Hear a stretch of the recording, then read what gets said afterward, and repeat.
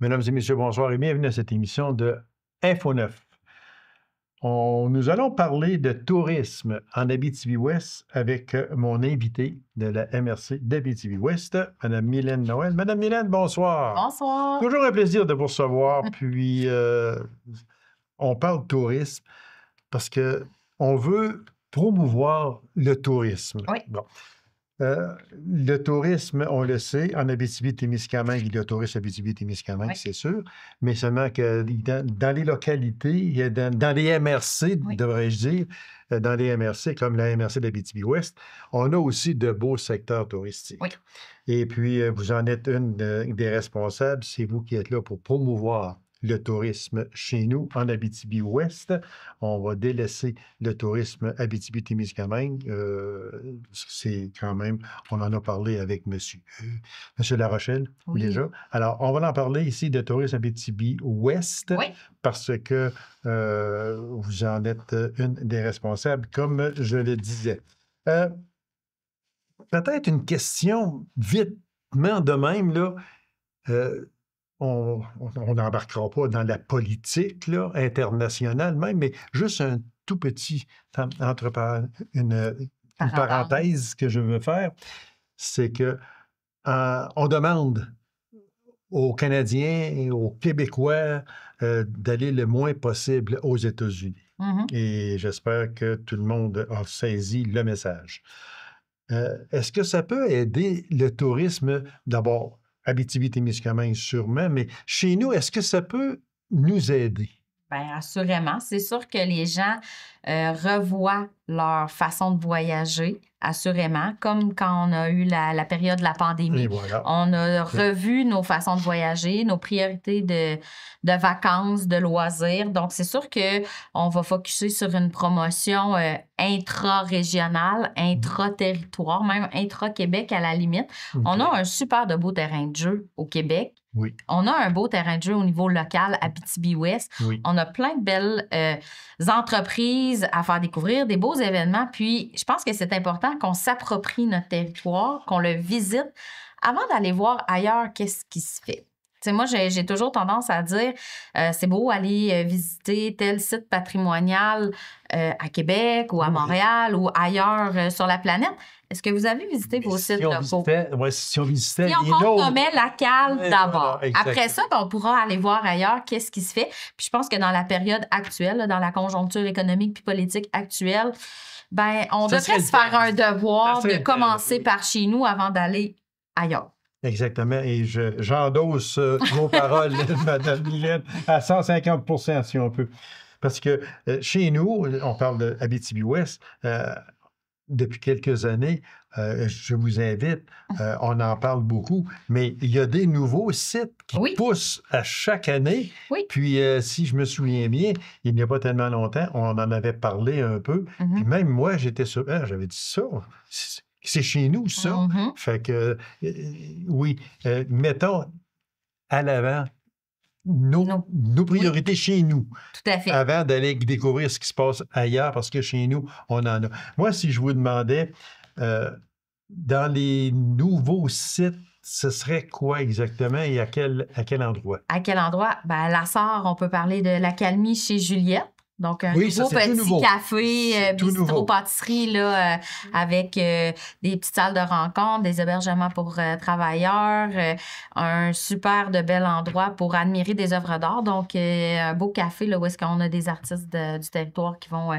exposer, donner des ateliers. Donc, vraiment, un super beau lieu où la culture et je veux dire, la gastronomie, quand même, là, se rencontrent, là, mais petits sandwichs et tout ça. Donc, vraiment, un super de bel endroit à découvrir. Ensuite, ici à Macamic, le Bédard, un nouvel hébergement touristique.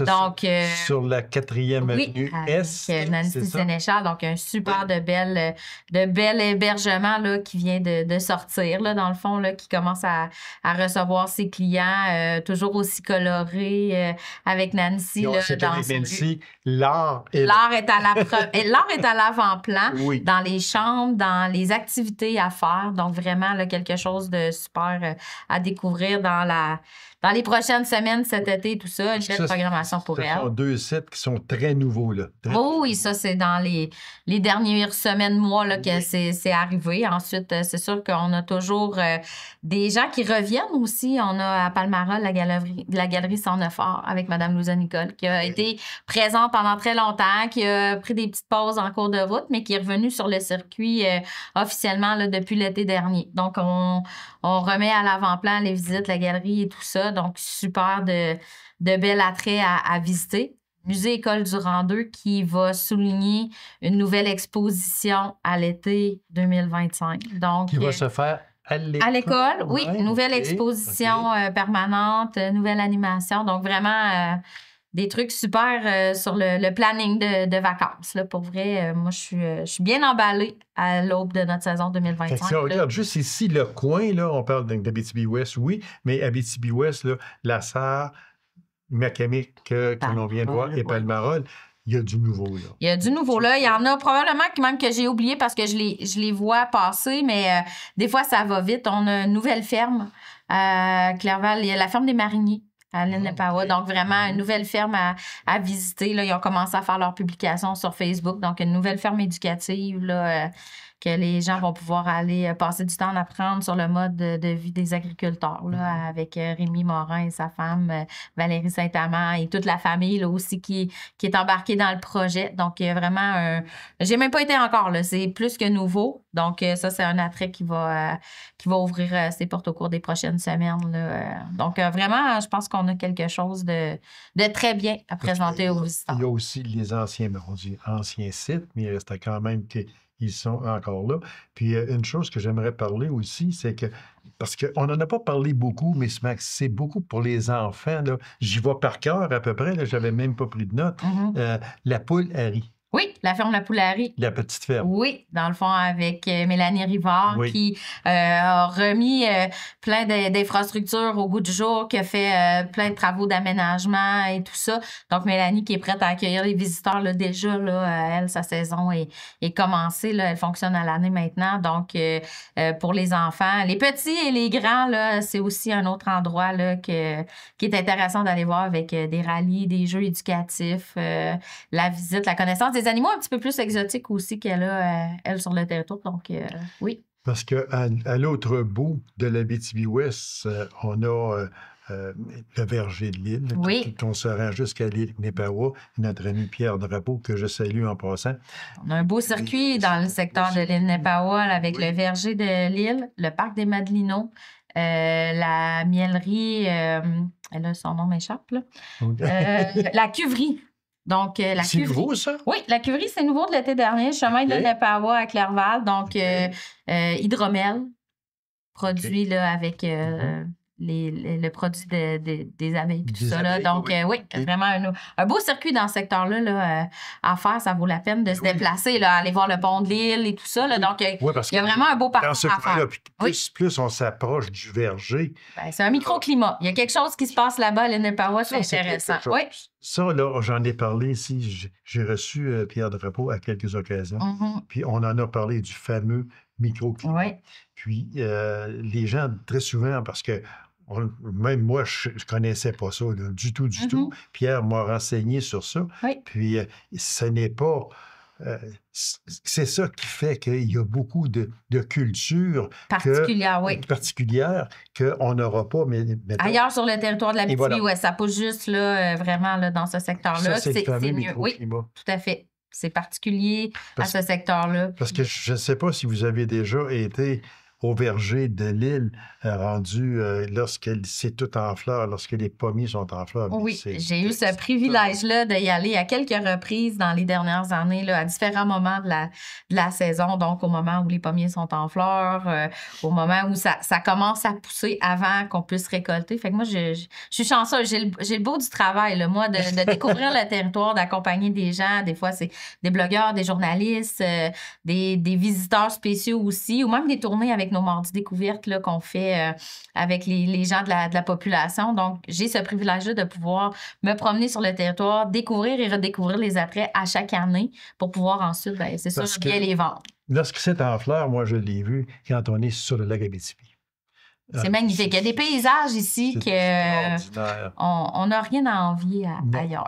Non, absolument pas, parce que j'ai navigué beaucoup sur le lac Abitibi, moi, en catamaran. Et puis, il y a tellement de belles choses. Je vous dis, là, avant, les gens d'Abitibi-Ouest, surtout, parce qu'on s'adresse à vous, là, avant d'aller là, à gauche, à droite, là, je sais que Québec, c'est beau. Les Laurentides, c'est beau.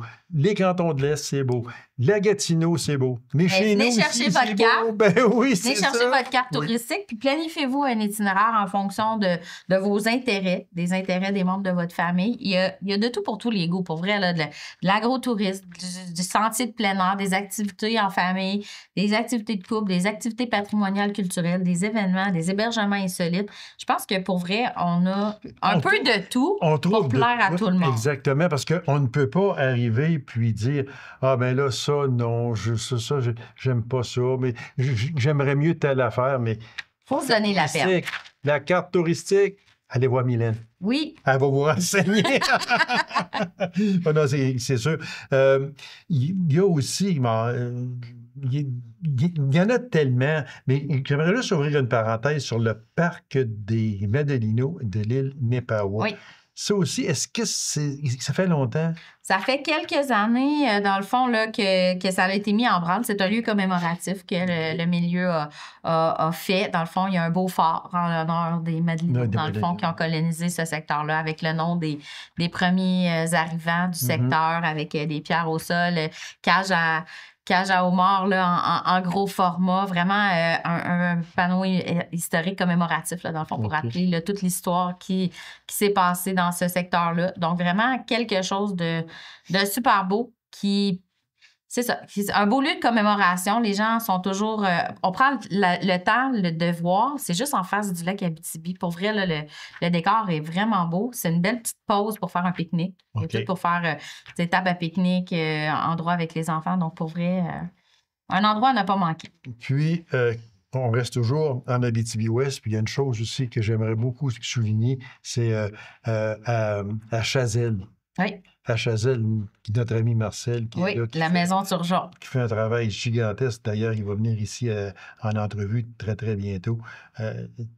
Maison Turgeon, en tout premier lieu, mais il y a tellement d'autres choses. Bien, dans le fond, c'est tout le secteur culturel, patrimonial qui est là dans un circuit à découvrir, dans le fond. Là. La route du patrimoine forestier, l'époque de la colonisation, tous les artefacts qu'il y a dans la Maison Turgeon, ça communique avec le musée-école Durand II, le centre d'interprétation de la foresterie à la Sarre. Il y a toute une thématique qu'on peut aller voir, le poste à Val-Saint-Gilles, qui est quand même un lieu de récréotourisme incroyable, sentier pédestre, bike, autant d'été que d'hiver, les yourtes, les chalets, le restaurant. Pour vrai, je pense qu'il y a quelque chose à faire de super de beaux itinéraires sur notre territoire. Puis les gens peuvent venir nous rencontrer au bureau d'information touristique pour aider à planifier ça. Exactement. Fait qu'il y a toujours le bureau touristique qui ouvre... Habituellement, là, aux alentours de la mi-juin, tout dépendamment des étudiants que je suis capable d'avoir, là, mais aux alentours de la mi-juin, on est en opération. Les étudiants, exactement. Oui. Madame Mylène, toujours un plaisir. Merci infiniment. Puis continuez votre beau travail. Vous faites connaître beaucoup le tourisme chez nous en Abitibi-Ouest. Puis on vous en remercie beaucoup. Merci. C'est moi qui vous remercie. Alors, courte pause, on vous revient immédiatement après. Reste avec nous.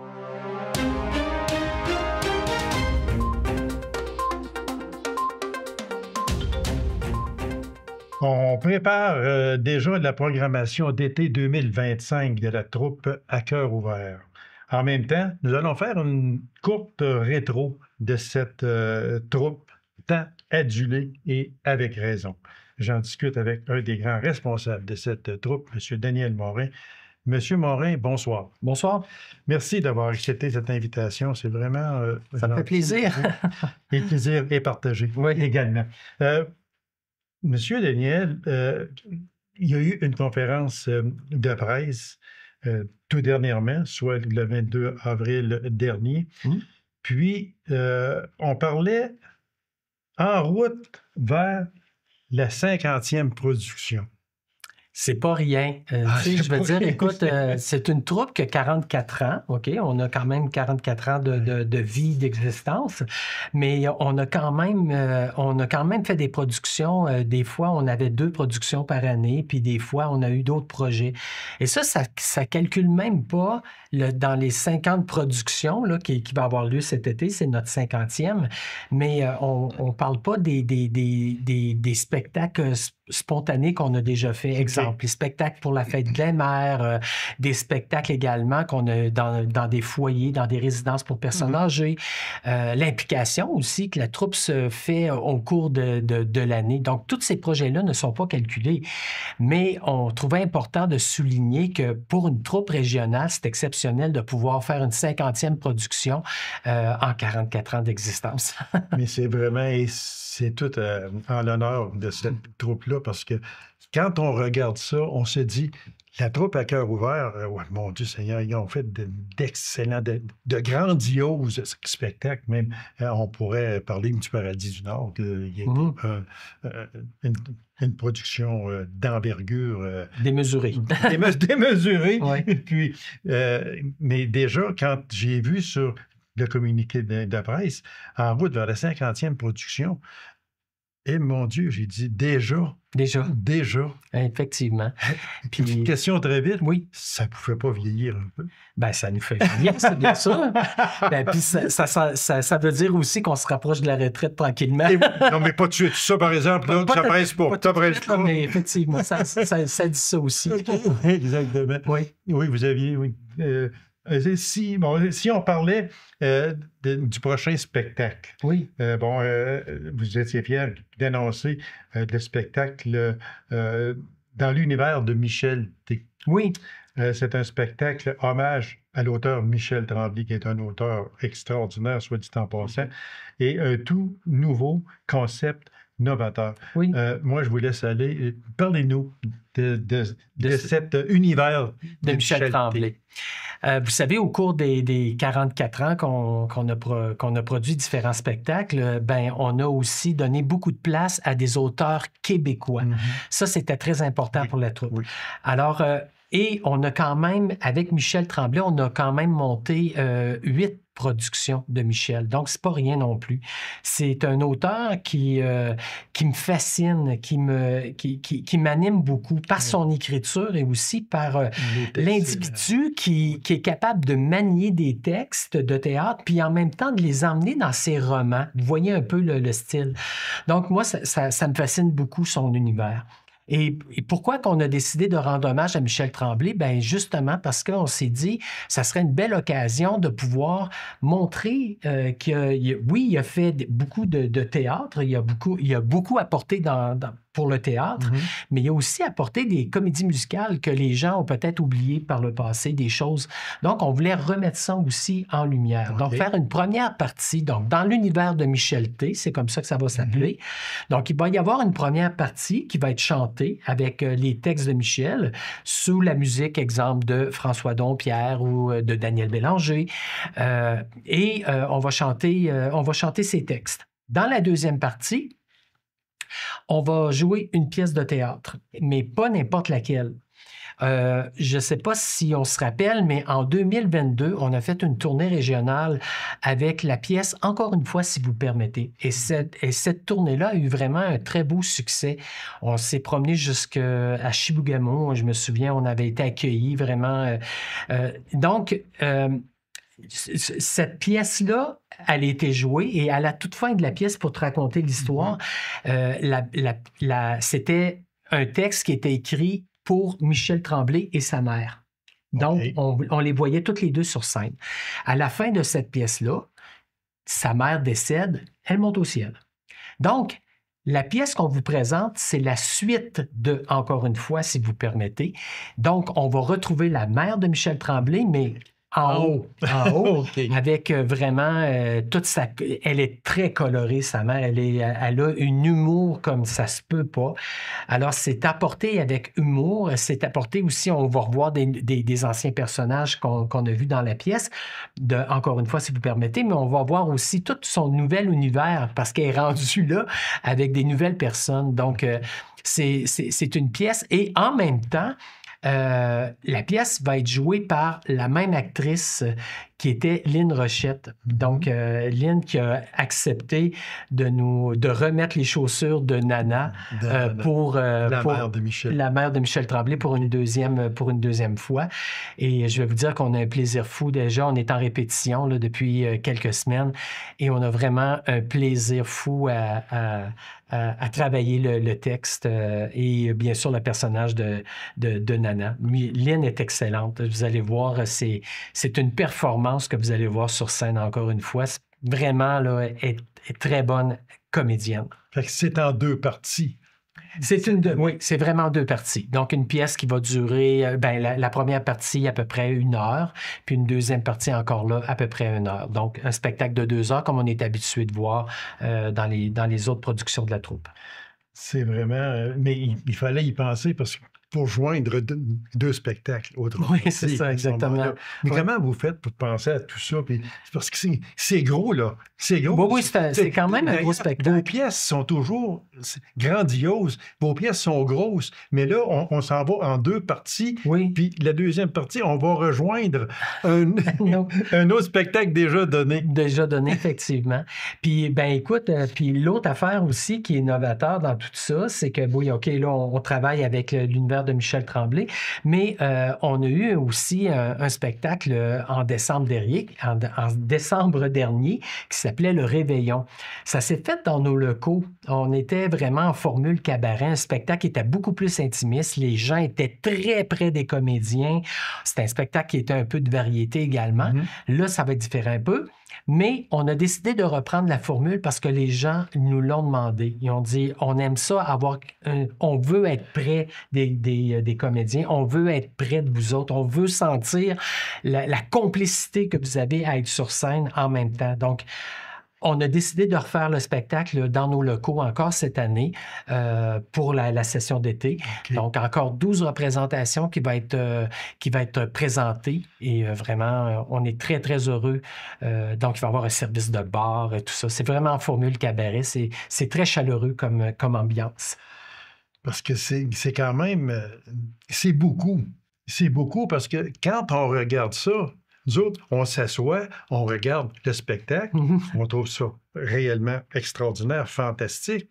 Mais il faut penser aussi... Tout le travail qu'il y a eu avant. Tout le travail qu'il y a eu avant. Oui. Il faut penser également que durant l'été, ces personnes-là là, qui sont en avant de nous, là, ils ont mobilisé leur été. Ils ont sacrifié sur un sens, mais pour faire des gens heureux devant eux autres. Mais il faut penser à ces personnes-là parce que c'est pas là... Ici, on marque, là, c'est quand même...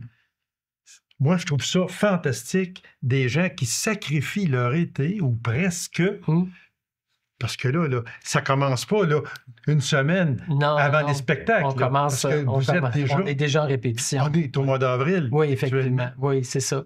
Donc, dans le fond, ce que tu dis, c'est que oui, on a sacrifié notre été, mais par contre, les gens qui composent l'organisation, qui donnent leur nom, savent qu'ils vont avoir, bien sûr, à travailler à l'été ou quelque chose comme ça. Donc, mais il reste quand même que c'est quand même un sacrifice des fois de famille ou de dire moi, je vais prendre mon été pour faire un spectacle qui me tente. J'ai le goût de m'investir là-dedans. Parce que aussi, il faut penser aux bénévoles qui gravitent autour de ce théâtre-là, là, parce qu'il y en a, on le sait, ça prend beaucoup de monde, beaucoup. Oui, bien, à l'accueil, les billets, tout ça, puis le service au bar, tout ça. Oui, effectivement, ça tourne alentour d'une dizaine de bénévoles par soir. Donc, c'est quand même, oui. C'est vraiment... En tout cas, moi, je remercie et je félicite aussi toutes les personnes qui s'impliquent de près ou de loin. tel spectacle. Puis, effectivement, on a un bon bassin de comédiens bénévoles. Oui, exactement. Alors, ça va se tenir, on dit, du 10 juillet au 2 août prochain. Exactement ça. Donc, ça va se passer dans nos locaux, comme je disais tantôt. Et les billets vont être en vente seulement qu'à partir du 2 juin. OK. Pour une raison, c'est parce qu'on a un autre spectacle qui s'en vient bientôt. Probablement qu'on va en parler. Mais c'est un spectacle à l'occasion de la Fête des Mères. Oui, donc, exactement. Donc, dans le fond, c'est ça, on veut donner le temps de passer ce spectacle-là, puis ensuite, on va mettre les billets en vente là, pour la production d'été. Alors, c'est à partir du 2 juin, sur une étiquette accès, si on veut. Et puis aussi, on peut aller au 819-333-4100. Oui, exactement. C'est au bureau de la troupe. C'est au bureau. Il y a même des gens qui se présentent à nos locaux pour faire l'achat de billets. Vous pouvez le faire également. Okay. Et les billets, mais c'est 35 $ par adulte. Puis 32 pour les aînés et 20 pour les 17 ans et moins. Oui, pour la production d'été. Oui. Dépêchez-vous, mais pas avant le 2 juin. Pas avant le 2 juin. C'est $, mais c'est pas avant le 2 juin. Si les raisons sont excellentes. Également, soit dit en passant. On termine avec le spectacle de variété pour la Fête des Mères. Oui, bien écoute, c'est rendu une tradition, Gabi. Vraiment... Les gens demandent. Ça fait que, on se disait, si ça fait plaisir aux gens, pourquoi pas, tu sais. Puis, il y a des comédiens, ça demande pas autant de temps qu'une grosse production qu'on fait. Exactement. Donc, dans le fond, il y a des sketchs. C'est un spectacle de variété, hein. La Fête des Mères, il ne faut pas se le cacher, là, c'est un spectacle de variété. Il y a du chant, il y a de la musique, il y a des petits sketchs. On fait un spectacle d'à peu près 1 heure. Le monde, ils viennent, puis ils ont du plaisir, puis après ça, ils repartent, puis ils sont joyeux. Mais pas c'est quelque mission chose... accomplie dans ce temps-là. Oui, c'est exactement ça. Puis c'est pas quelque chose qu'on veut compliquer. C'est le plaisir de faire quelque chose, puis de donner l'occasion des fois aux enfants on sait plus quoi offrir à nos parents. Tu sais, c'est vrai. Vous avez raison. Donc, dans le fond, on les emporte à un spectacle de variété, puis ça fait le bonheur de tout le monde. Alors, ce spectacle-là, c'est qui allie chansons, musique et sketch. Ça sera présenté le samedi 10 mai. Oui. C'est au local de la troupe. Toujours. À 13h et à 15h, deux représentations, effectivement. Puis les billets, ils sont déjà en vente à l'heure où on se parle. Alors, au coût de 15 $ adultes et de 5 $ pour les 17 ans et moins. M. Morin, un plaisir de vous recevoir. Puis, je vous le dis, prenez pas de votre retraite, s'il vous plaît, parce que vous rendez... Moi, je sais, vous rendez les gens heureux. Puis, il y a des gens, aujourd'hui, la vie est difficile. Oui. Je suis très. Puis, vous ajoutez une touche de bonheur à ces personnes-là. Vous en êtes un des responsables avec toute l'équipe. Avec l'équipe, oui, effectivement. Parce que c'est très, très important. Oui. Je vous remercie et je vous souhaite encore d'autres bons spectacles et beaux spectacles, M. Morin. Merci beaucoup. C'est moi qui vous remercie. Alors, mesdames et messieurs, merci d'avoir été là. On se donne rendez-vous à une prochaine émission de Info 9. Au revoir et bonne semaine.